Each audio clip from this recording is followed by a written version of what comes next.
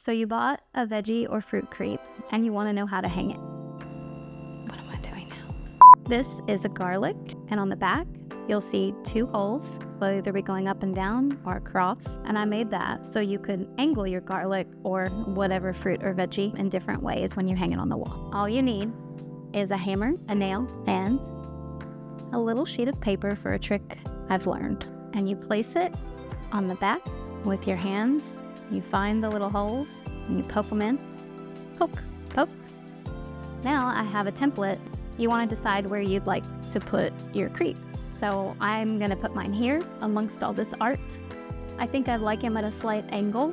I will then just remember my ish area. If you want to make a mark, you can. It's up to you. I'm pretty fly by the seat of my pants. Follow this guide and put it in at an upwards angle.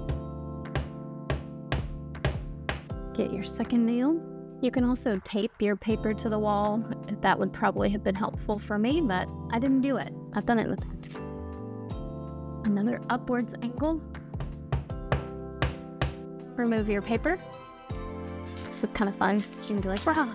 Get your crepe, and now you can kind of pull it down slightly just to make sure he's really on there. Also, if you feel like that makes you nervous, and maybe your house is full of children or animals or people who just jump around, maybe you're partying all the time.